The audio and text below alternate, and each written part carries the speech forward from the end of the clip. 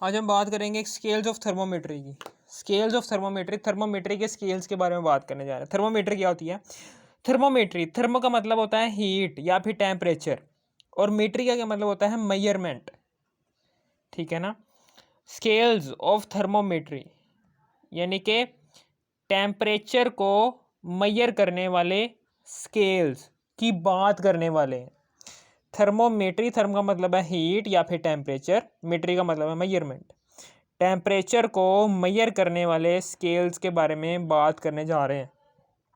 सबसे पहला बात है जी सेल्सियस स्केल की। सेल्सियस स्केल क्या कहते हैं?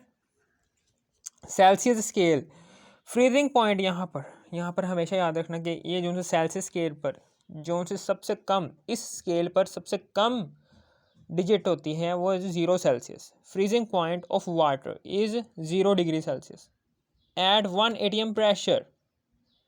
ठीक है ना। 1 atm प्रेशर पर सेल्सियस स्केल पर वाटर का फ्रीजिंग पॉइंट होता है 0 डिग्री सेल्सियस।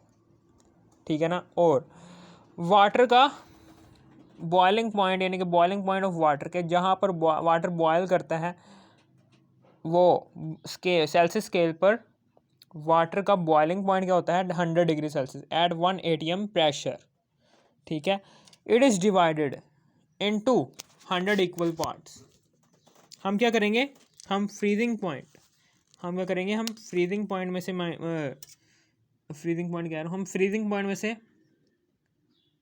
यानी कि बड़ी वैल्यू है उसमें से छोटी वैल्यू माइनस कर देंगे, यानी कि मेल्टिंग पॉइंट से माइनस कर दिया फ्रीजिंग पॉइंट, बस आ गया 100 पार्ट्स में इक्वल। 100 इक्वल पार्ट्स में सेल्सियस स्केल को डिवाइड किया गया।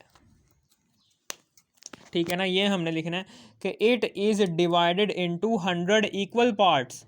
100 इक्वल पार्ट्स यानी कि सेल्सियस स्केल को 100 इक्वल पार्ट्स में तकसीम किया गया। और सेल्सियस स्केल को हम डिनोट किस तरह करते हैं? सेल्सियस स्केल को हम इस तरीके से डिनोट करते हैं, डिग्री सेल्सियस में। डिग्री सेल्सियस में हम डिनोट करते हैं सेल्सियस स्केल को। ठीक है ना। समझ आ गया। फिर उसके बाद आगे की बात करने जा रहा हूँ, केल्विन स्केल क्या होता है? केल्विन स्केल में फ्रीजिंग पॉइंट क्या होता है इसका? Freezing point of water is 273 kelvin, यानी कि 273 जो सा है 273 केल्विन एट 1 atm प्रेशर। ठीक है ना। हमेशा याद रखना कि प्रेशर हमेशा 1 atm ही रखना है। 1 atm से ऊपर भी ना हो ना 1 atm से नीचे भी ना हो। 1 atm प्रेशर पर वाटर का फ्रीजिंग पॉइंट वो होता है जी 273 केल्विन। ठीक है ना। और boiling point of water kelvin scale पर बॉइलिंग पॉइंट ऑफ वाटर है जी is 373 kelvin at 1 atm pressure. अब हम क्या करेंगे? यहाँ पर बॉइलिंग पॉइंट ऑफ वाटर का बॉइलिंग पॉइंट क्या है थी हमारे पास? 373 है। वाटर का फ्रीजिंग पॉइंट क्या है थी? वो है जी 273। इन दोनों पर प्रेशर 1 atm में रखना है। ठीक है, समझ आ गया। अब हम आगे, this scale is divided into 100 equal parts. 100 equal parts में इसको तकसीम किया गया है। ठीक है ना। 373 केल्विन, 373 को माइनस कर देंगे 273 से, यानी कि हमने वाटर के बॉइलिंग पॉइंट को माइनस कर देना फ्रीजिंग पॉइंट से। तो जितना भी नंबर आएगा, जो भी नंबर आएगा, वो नंबर जो सा होगा उतने नंबर्स पर इस केल्विन स्केल को डिवाइड किया गया है। देख लेते हैं। 373 को हम डिवाइड कर 373 है, 373 को माइनस करेंगे 273 से और फिर 100 केल्विन आ जाएगा। इसका मतलब क्या है कि केल्विन स्केल को 100 इक्वल पार्ट्स में तकसीम किया गया। This scale is divided into 100 equal parts. इसको हम कहते हैं जी, इसकी जो सी डोनेशन होती है उसको कहते हैं हम के। केल्विन स्केल को हम के से ही डिनोट करते हैं। ठीक है ना, समझ आ गई। अब हम उसके बाद फ़ारेनहाइट स्केल क्या होता है? फ़ारेनहाइट स्केल में क्या होता है? Freezing point of water is 32 Fahrenheit. Freezing point जो सा होता है वाटर का वो होता है 32 फ़ारेनहाइट। फ्रीजिंग पॉइंट वाटर का जो सा फ्रीजिंग पॉइंट होता है वो क्या होता है? 32 फ़ारेनहाइट स्केल पर एट 1 atm प्रेशर। इसी तरीके से boiling point of water is 212 Fahrenheit. ठीक है ना। यानी कि वाटर का बॉइलिंग पॉइंट क्या होता है जी? 212 फ़ारेनहाइट एट 1 atm प्रेशर। ठीक है ना, समझ आ गई। यानी कि वाटर का जो सा बॉइलिंग पॉइंट होता है वो 212 फ़ारेनहाइट होता है और वाटर का फ्रीजिंग पॉइंट फ़ारेनहाइट स्केल पर 32 फ़ारेनहाइट होता है, ठीक है ना, समझ आ गई। एट 1 ATM जब हम इसको 212 फ़ारेनहाइट को माइनस करेंगे 32 पर, 212 को माइनस करेंगे 32 के ऊपर, ठीक है, 212 को माइनस करेंगे 32 के ऊपर, 212 है, इसको माइनस किया 32 के ऊपर, तो ये 0 आ गया, और 11 में से 3 गए 8, यहाँ पर 1 रह गया, 180, यानी कि फ़ारेनहाइट स्केल को 180 इक्वल पार्ट्स में डिवाइड किया गया, ठीक है ना, समझ आ गई। ठीक है, हमेशा याद रखना जब आपने किसी भी स्केल पता चलाना है कि कोई भी स्केल कितने पार्ट्स पर मुश्तमिल है, कितने पार्ट्स रखता है, उन पार्ट्स को फाइंड आउट करने के लिए हम क्या करेंगे, उस स्केल पर किसी भी सब्सटेंस का, वाटर ही हम ज़्यादातर लेते हैं, कोई भी सब्सटेंस, अल्कोहल ले लो, ये वो पड़ा, लेकिन ज़्यादातर हम वाटर का ही यूज़ करते हैं। वाटर का बॉइलिंग पॉइंट और उसका फ्रीजिंग पॉइंट, वाटर का फ्रीजिंग पॉइंट और बॉइलिंग पॉइंट उस स्केल पर मेजर करते हैं। फ्रीजिंग पॉइंट और बॉइलिंग पॉइंट दोनों मेजर करने के बाद फिर हम बॉइलिंग पॉइंट को माइनस कर देंगे फ्रीजिंग पॉइंट से, और जोन सा डिजिट आएगा हमारे पास, जोन सी वैल्यू आएगी हमारे पास, वो वैल्यू क्या होगी, वो वैल्यू हमें ये बताएगी कि भाई वो जो स्केल है ना, वो इतने पार्ट्स पर डिवाइड किया गया, बस, और क्या बताना है, समझ आ गई आपको। और क्या है, सेल्सियस स्केल पर वाटर का फ्रीजिंग पॉइंट होता है 0 डिग्री सेल्सियस, जबकि वाटर का बॉइलिंग पॉइंट सेल्सियस स्केल पर होता है 100 डिग्री सेल्सियस। 100 डिग्री सेल्सियस को माइनस कर देंगे 0 डिग्री सेल्सियस, हमारे पास 100 आ जाएगा। 100 क्या जाहिर करेगा कि सेल्सियस स्केल जो सा है इसको हमने 100 इक्वल पार्ट्स में डिवाइड किया गया, ठीक है ना। फिर केल्विन स्केल में वाटर का जो सा फ्रीजिंग पॉइंट होता है वो होता है जी 273 केल्विन, वाटर का फ्रीजिंग पॉइंट होता है 273 केल्विन एट केल्विन स्केल पर, और वाटर का बॉइलिंग पॉइंट होता है एट केल्विन स्केल पर, वो होता है जी 373 केल्विन, ठीक है ना, समझ आ गई। फिर उसके बाद हम बॉइलिंग पॉइंट को माइनस कर देंगे फ्रीजिंग पॉइंट से, 373 केल्विन को माइनस कर देंगे 273 केल्विन से, और हमारे पास आंसर आ जाएगा 100। इसका मतलब क्या है कि केल्विन स्केल को हमने 100 इक्वल पार्ट्स में डिवाइड किया गया। फिर उसके बाद फ़ारेनहाइट स्केल में क्या होगा, फ़ारेनहाइट स्केल पर वाटर का जो सा फ्रीजिंग पॉइंट होता है वो 32 फ़ारेनहाइट होता है, जबकि वाटर का बॉइलिंग पॉइंट जो सा होता है वो होता है जी 212 फ़ारेनहाइट, ठीक है ना, 212 फ़ारेनहाइट। अब 212 फ़ारेनहाइट को माइनस कर देंगे 32 से, तो जो सा जवाब आएगा वो आएगा 180। तो 180 क्या जाहिर करेगा कि फ़ारेनहाइट जो सा फ़ारेनहाइट स्केल को 180 इक्वल पार्ट्स में डिवाइड किया गया, फ़ारेनहाइट स्केल को 180 इक्वल पार्ट्स पर डिवाइड किया गया, ठीक है ना, समझ आ गई आपको। अब हम आगे की बात करने जा रहे हैं कि किस तरीके से हम फ़ारेनहाइट को सेल्सियस में डिवाइड करें, यानी कि सबसे पहले तो हम फार्मूले चेक कर लेते हैं, ठीक है ना। सबसे पहले तो हम फार्मूले चेक कर लेते हैं कि टेम्परेचर इन केल्विन, जब टेम्परेचर केल्विन में होगा उसको सेल्सियस में करना होगा ना, तब हम क्या करेंगे, जमा करेंगे 273,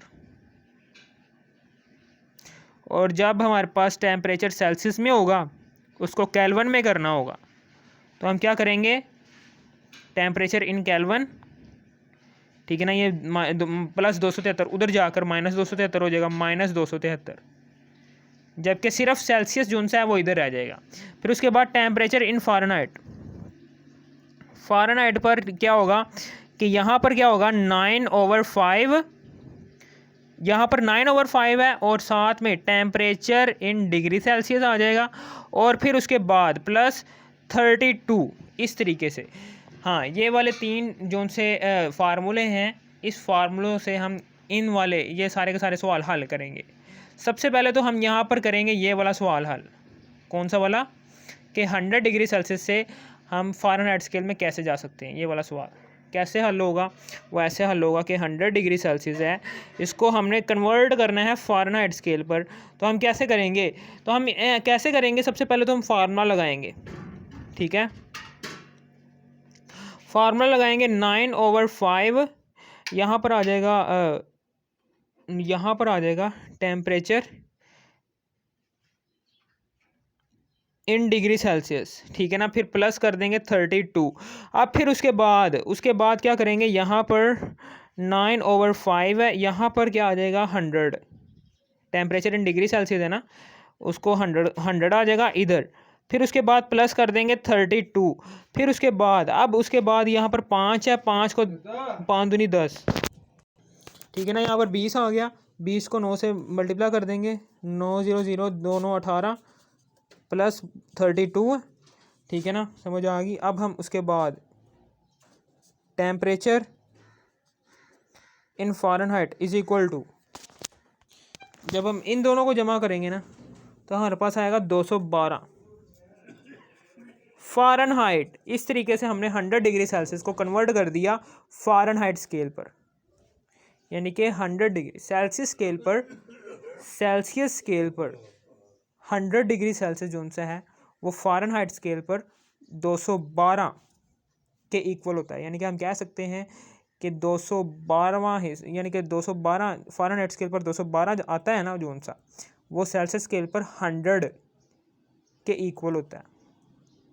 वही बात है कि हमने एक टेम्परेचर स्केल पर एक मेजरमेंट जो सी है उसको हमने दूसरे स्केल में मौजूद दूसरी वाली मेजरमेंट में कन्वर्ट कर दिया, ठीक है ना, समझ आ गई आपको। अब हम क्या करेंगे, फिर उसके बाद अब हम क्या करेंगे, अब हम अगला वाला यानी कि यहाँ पर अब हम ये वाला चेक करेंगे, यानी कि 82 फ़ारेनहाइट को हमने सेल्सियस में कन्वर्ट करना।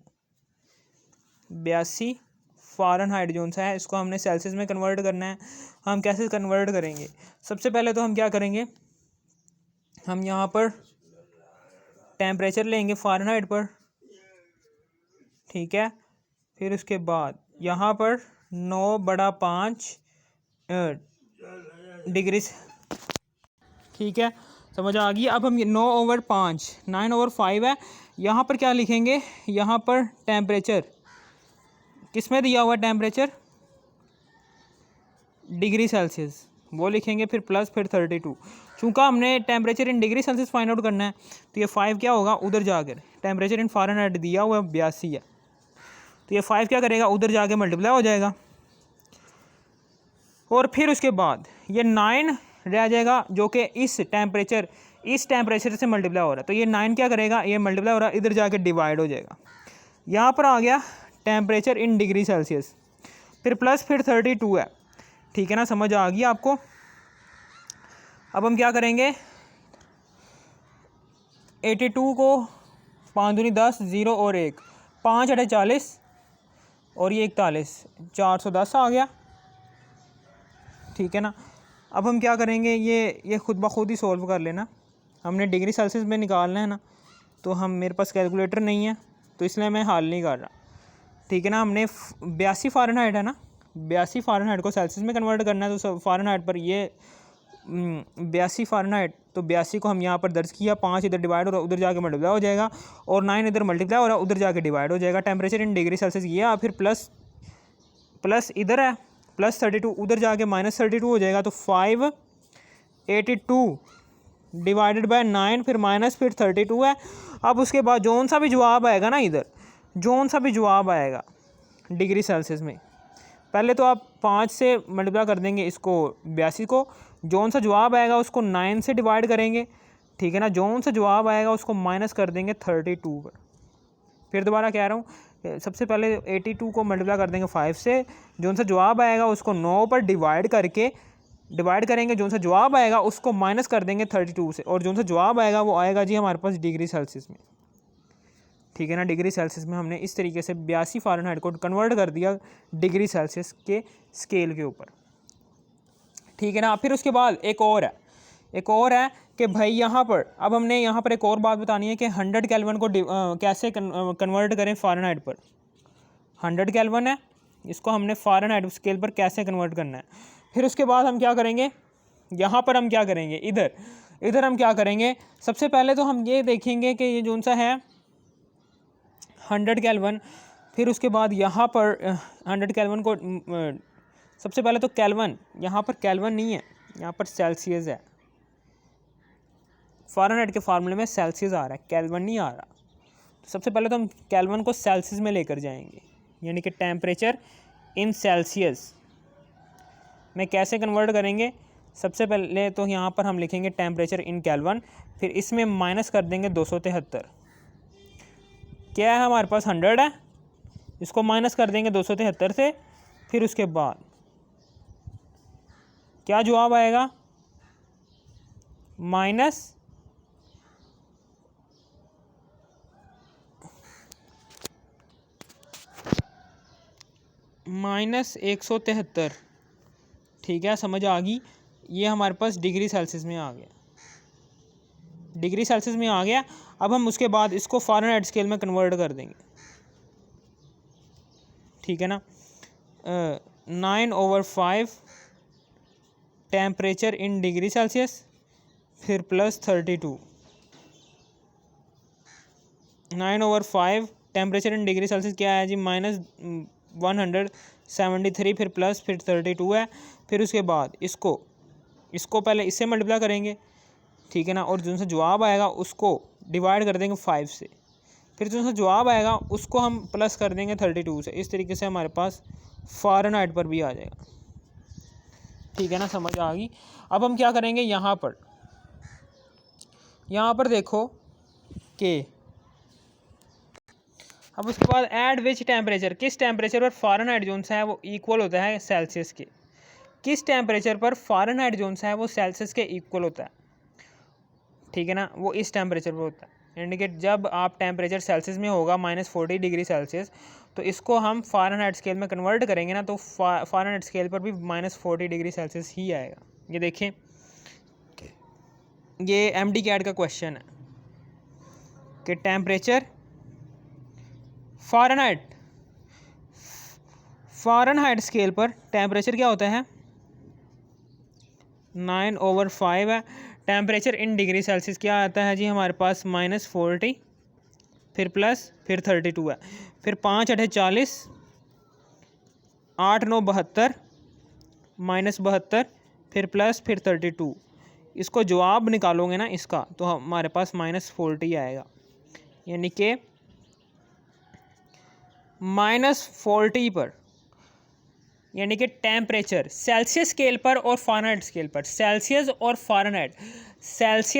फ़ारेनहाइट स्केल जो उनसे हैं वो आपस में इक्वल होते हैं। किस वैल्यू पर इक्वल होते हैं, -40 डिग्री सेल्सियस पर, ठीक है ना। यानी कि इस वैल्यू पर -40 डिग्री सेल्सियस जो सा होता है, इस -40 पर आकर ये दोनों स्केल्स आपस में इक्वल हो जाते हैं। क्या फ़ारेनहाइट जो सा है वो केल्विन के इक्वल हो सकता है, नहीं हो सकता। क्या सेल्सियस जो सा है वो केल्विन के इक्वल हो सकता है, नहीं हो सकता। सिर्फ और सिर्फ फ़ारेनहाइट और सेल्सियस ये दोनों स्केल्स आपस में इक्वल वैल्यू देते हैं, किस टेम्परेचर पर, -40 पर, ठीक है ना, -40 डिग्री सेल्सियस पर दोनों स्केल्स फ़ारेनहाइट सेल्सियस और डिग्री सेल्सियस ये दोनों स्केल्स आपस में इक्वल हो जाते हैं, ठीक है ना, समझ आ गई। अब हम उसके बाद आगे की बात करने जा रहे हैं। अगर आपको इस वीडियो की ज़रा सी भी समझ आ गई, थोड़ी सी भी समझ आ गई हो, इस वीडियो को कर दो लाइक और सब्सक्राइब। थैंक्स फॉर वॉचिंग मी, ठीक है ना, समझ आ गई आपको।